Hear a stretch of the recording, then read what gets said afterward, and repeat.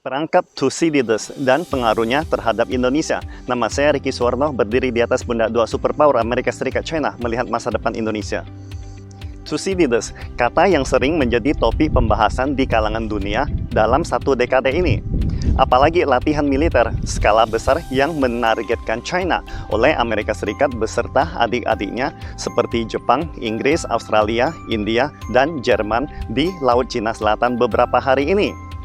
Pada saat yang bersamaan, China juga mengumumkan latihan militer berskala cakupan lebih dari 100.000 km persegi sekitar perairan Laut Cina Selatan yang akan berlangsung dari tanggal 6 Agustus sampai tanggal 10 Agustus nantinya.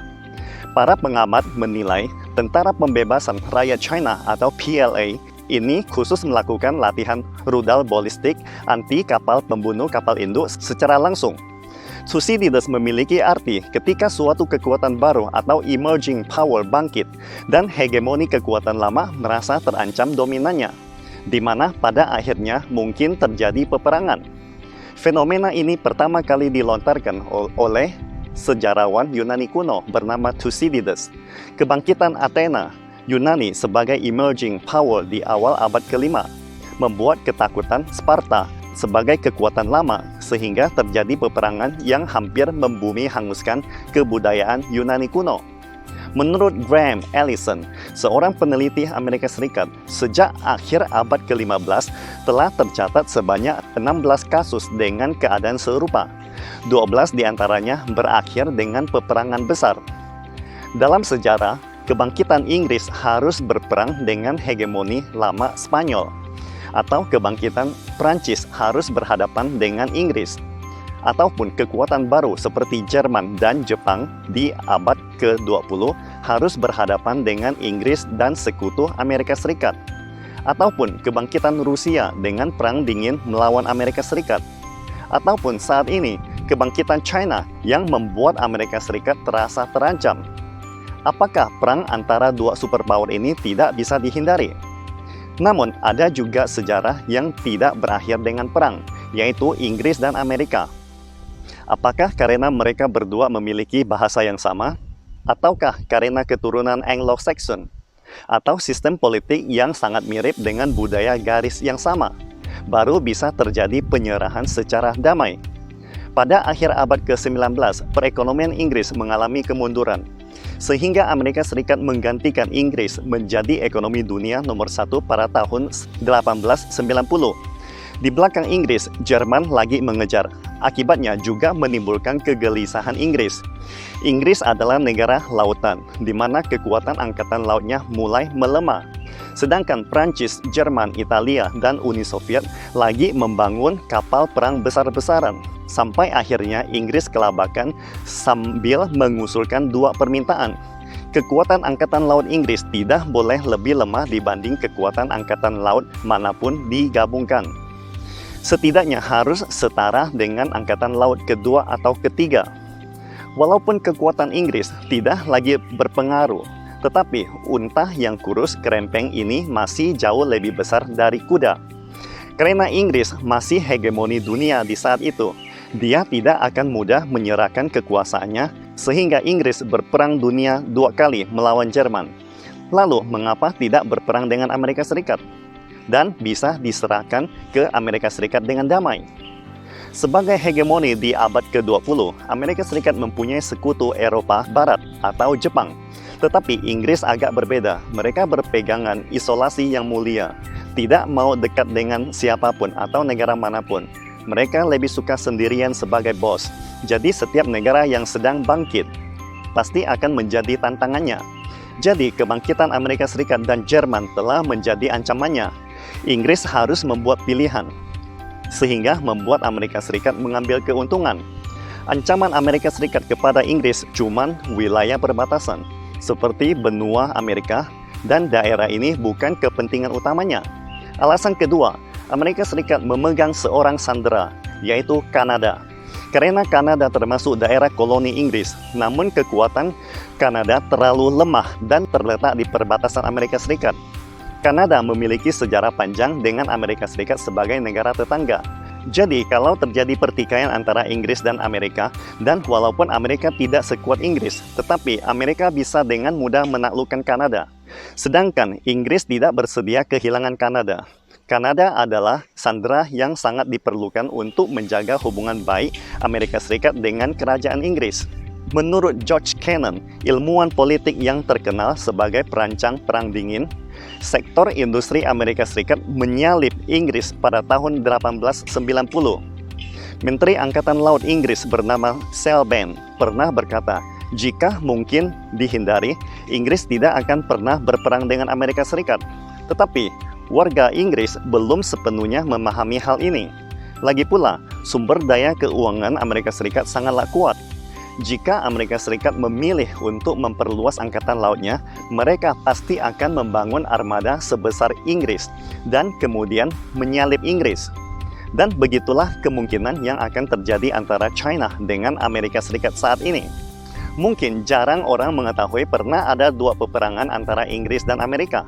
Pertama, di tahun 1775 sampai tahun 1783 dan tahun 1812 sampai 1815. Dalam sejarah Amerika disebut sebagai Perang Revolusi Amerika Kedua. Dalam Perang Revolusi Pertama, Amerika Serikat menang karena dibantu oleh Perancis. Tetapi di Perang Revolusi Kedua, Inggris berhasil menaklukkan Napoleon Perancis. Jadi, Amerika Serikat harus melawan Inggris sendirian. Berhubung kekuatan Amerika Serikat waktu itu masih sangat lemah, sehingga Amerika Serikat kalah dalam perang ini. Bahkan ibu kota, Washington, pernah diduduki oleh tentara Inggris, sampai Gedung Putih dibakar oleh tentara Inggris, sehingga Presiden Madison terpaksa melarikan diri ke Virginia. Namun kerajaan Inggris menyadari wilayah Amerika Serikat terlalu luas dan terpisah dari Samudra Pasifik, sehingga untuk mempertahankan pendudukan militernya perlu dana dan waktu yang lama. Jadi, kedua belah pihak terpaksa menandatangani perjanjian damai pada tahun 1815. Walaupun peperangan ini tidak menyebabkan banyak kematian, tetapi membawa pengaruh dampak yang sangat mendalam. Kerajaan Inggris menyadari, walaupun menang melawan Amerika, tetapi Inggris tidak akan dapat mencegah kebangkitan Amerika Serikat. Akhirnya, kerajaan Inggris memilih untuk berdamai dengan Amerika Serikat. Supaya lebih mudah dimengerti, Ricky akan membuat analogi seperti pertarungan antara petani dan belalang. Anda mungkin bisa membasmi belalang, tetapi dalam menghadapi puluhan juta belalang dalam skala besar, Anda mungkin akan kelabakan. Dengan kata lain, cara Amerika Serikat menunjukkan kekuatan nasionalnya bukan hanya dalam jumlah total pasukan dan GDP-nya. Karena walaupun dikalahkan, Inggris masih tidak bisa berdaya. Selanjutnya, ketika Jepang secara diam-diam menyerang Pearl Harbor, menyebabkan armada Pasifik Amerika Serikat hampir musnah. Tetapi setengah tahun kemudian, Amerika Serikat berhasil menaklukkan Jepang. Suatu cara benar untuk menunjukkan kekuatan sebuah negara besar. Dan kira-kira inilah hubungan khusus antara Inggris dan Amerika Serikat dalam politik internasional saat ini. Jadi, untuk menghindari perangkap Thucydides, pengalaman di atas bisa dipakai untuk hubungan Amerika Serikat-China saat ini. Pertama, China jangan menjadi satu-satunya lawan Amerika Serikat. China perlu menemukan cara untuk memperlihatkan Amerika Serikat bahwa China bukan ancaman utama dalam berbagai bidang.